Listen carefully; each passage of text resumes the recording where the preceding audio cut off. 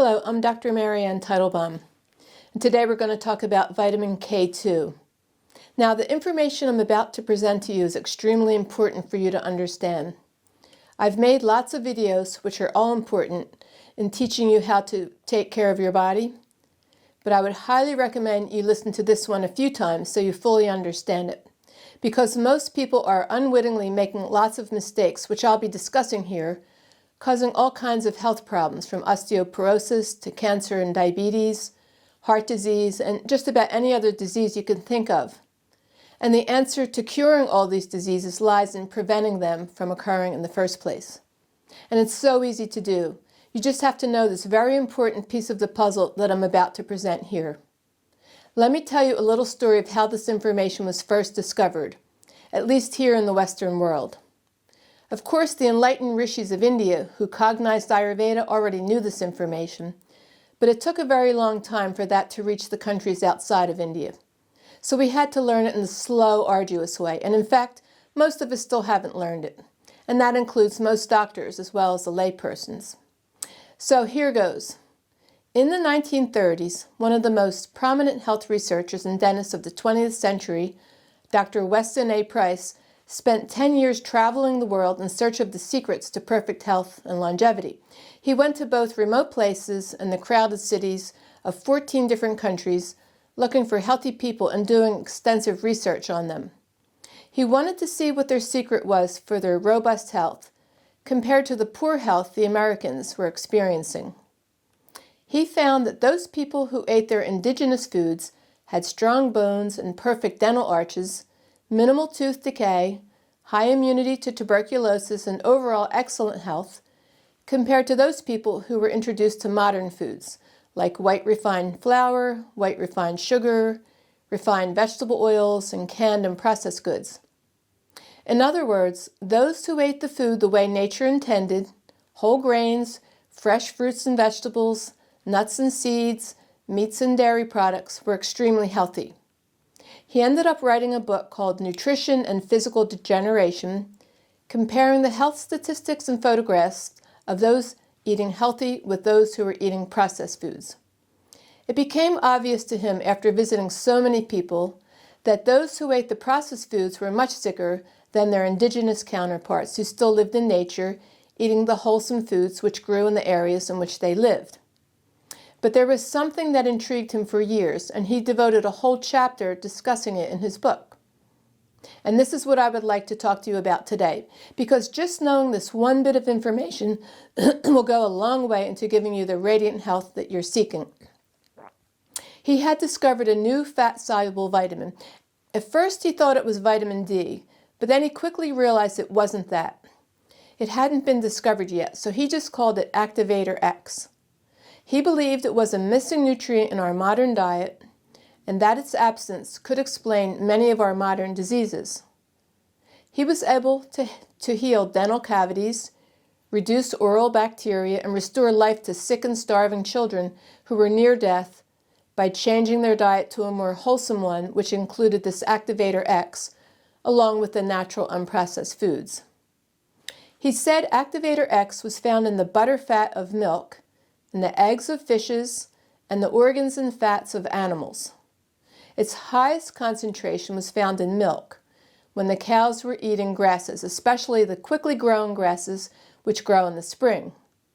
He said it was also synthesized by the mammary glands and therefore found in breast milk, and it played an important role in infant growth and development, as well as fertility and reproduction. Now, he said that milk contained high amounts of this Activator X, but it was even more concentrated in the butter. But he found he could concentrate the amounts further by centrifuging the butter and making a high vitamin butter oil, which he called it. Years later, a name was given to this unknown fat-soluble vitamin. It is now called vitamin K2. Vitamin K1 is found in green leafy vegetables, but Dr. Price was specifically talking about this version, known as vitamin K2, found in animal fats, milk, butter, and butter oil. Now here's where the confusion lies.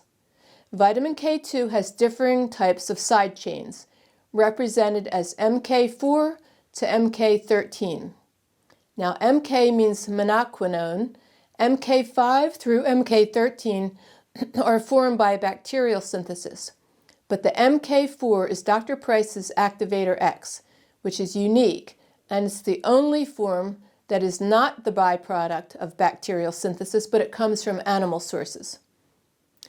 So it's the MK4 from animal fats like milk, butter, and butter oil, which give the very important health benefits.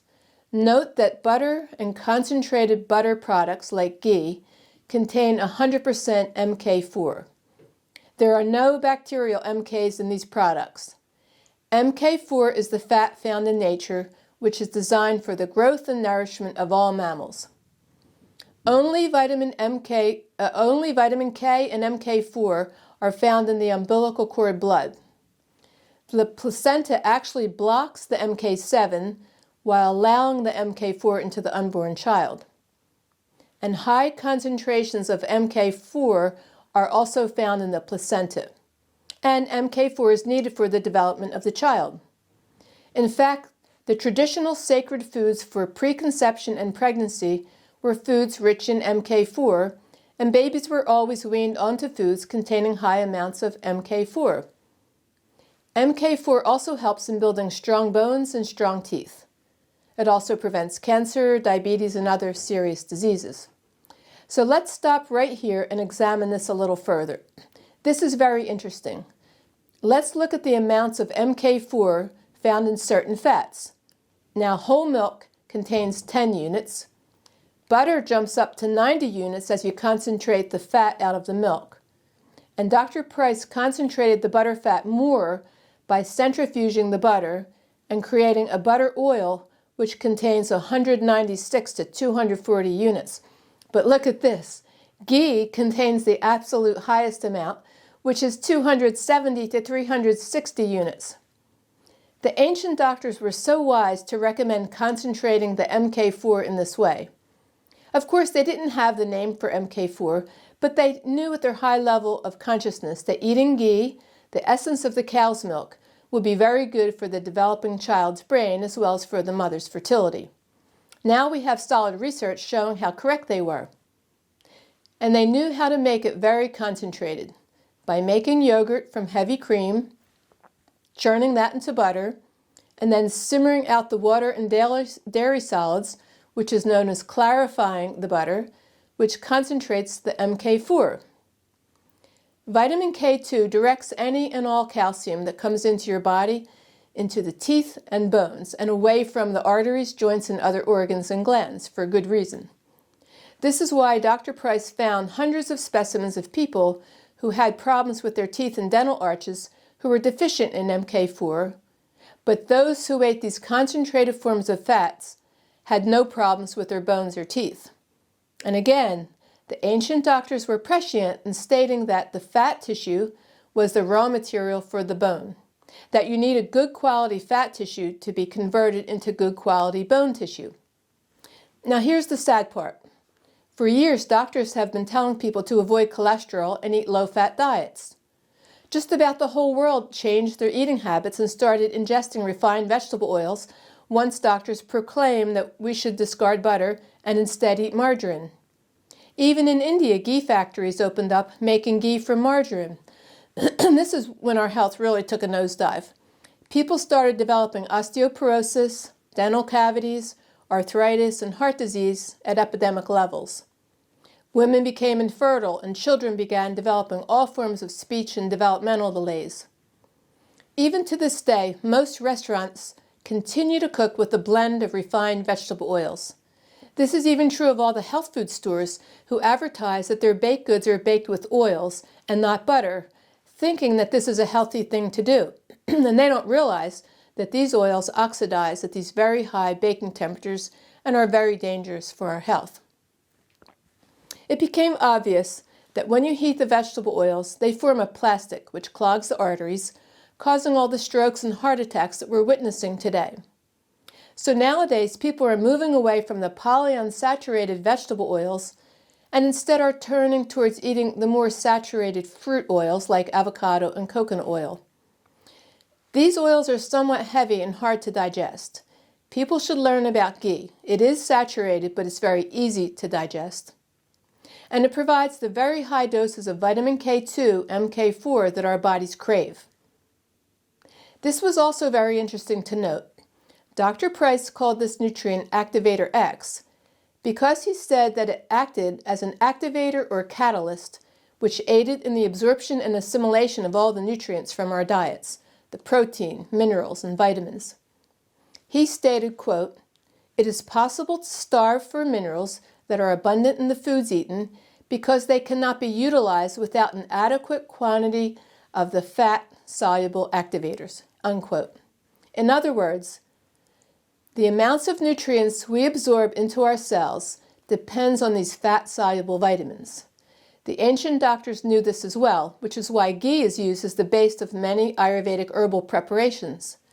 The herbs are cooked into the ghee because the ghee delivers them across the cell wall. And eating ghee in the diet does in fact enhance the absorption of all the nutrients we eat in our food, since all the cell walls in our body are made out of cholesterol. And ghee becomes the vehicle to drag the nutrients across those fatty cell wall membranes and into our cells. Keep in mind, the food we eat can't help you much unless it gets broken down and absorbed into the inside of your cells. It does no good if it's on the outside. And here's the other problem. Now that vitamin K2 has been discovered, it's being put in all the synthetic vitamin D supplements, since K2 helps ensure that the calcium transported by the vitamin D is absorbed into your bones where it's needed, rather than being deposited in your arteries where it's not needed. But the type of vitamin K2 that we get in supplements is MK7. Yep, the type rejected by the placenta, as we just mentioned, not the type we get in food. The best way to get active and efficiently assimilated vitamin K2 is from food.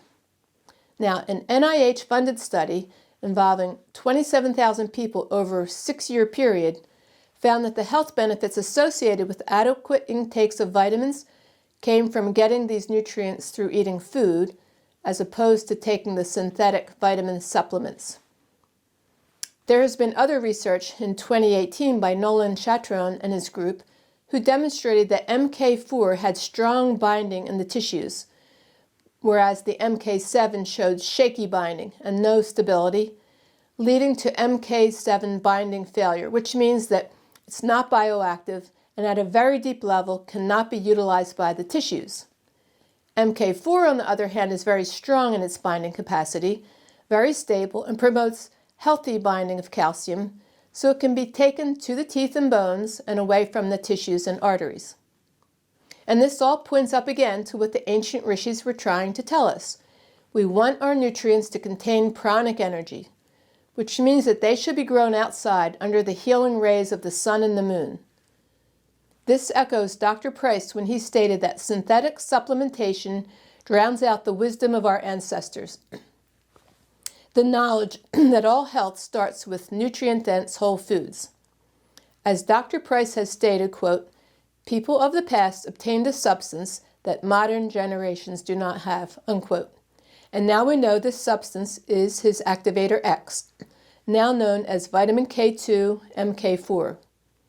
And Dr. Royal Lee, another famous dentist, researcher, and founder of Standard Process Labs, stated, quote, "Just as the chemist cannot create life, neither can he create a complex vitamin, the life element in foods and nutrition. This is a mystery the chemist has not solved and probably never will," unquote. And keep this in mind. There's a widespread deficiency of vitamin K2, MK4 in the world due to our aversion to eating animal fat, animals raised eating anything other than grass, factory farming of animals, high antibiotic use in animal feeds and in humans, animal-fed GMO corn and soy, soil depletion, glyphosate, processed foods, and dysfunctions of the gut. And if you're taking a statin or a blood thinner, these drugs create a deficiency of vitamin K2 as they lower the cholesterol that the body so desperately needs to stay healthy. And to make matters worse, many people are choosing plant-based milks over full-fat cow's milk because it's been drummed into their mind from an early age that cholesterol is bad for you and it should be avoided at all costs. And by doing so, they don't realize that they're eliminating one of nature's most important foods. Fortunately, it's becoming easier and easier to get high-quality whole milk from cows who haven't been given any antibiotics or growth hormones, and they're out grazing in the pastures eating untreated grass. Now, as we grow into old age, we're entering what is known as the Vata stage of life, which means the element of dryness becomes more prominent in our bodies. Therefore, it becomes important for us to keep lubricating various parts of our bodies, because if our joints get dry, we could suffer arthritic aches and pains. The brain needs a continuous supply of cholesterol to prevent dementia. The hormones that keep you young, estrogen and progesterone in women, and testosterone in men, are made out of cholesterol. And even if we're postmenopausal, we still make these hormones, which means we need to give our glands the raw materials, the cholesterol, to make these important hormones well into old age. And always remember this: cholesterol comes from an animal. So, while avocados, coconuts, nuts, seeds, and other plant-based fats may be good for many other bodily functions, they do not contain the much-needed cholesterol that the body needs. We need to keep up our intake of good fats, since it's the fat tissue that transforms into the bone tissue. We also need to nourish the fatty layers in our skin to prevent the drying, sagging, and wrinkling that could occur with old age. And don't forget, our skin also needs a constant supply of cholesterol, since the sunlight hitting the skin converts the cholesterol into not only vitamin D, but also serotonin, melatonin, endorphins, and many other hormones and neurotransmitters that the brain and the body need to function properly. So, it's important for us to keep up our intake of fats and understand which are the most important sources of the highly important vitamin K2, MK4, found in milk, at higher levels in butter, with the highest amounts found in ghee, made from grass-fed cow butter. There's a reason why our elderly ancestors ate more of this fatty nutrient as they aged. We should listen to this wisdom and pass it on to future generations. Thank you.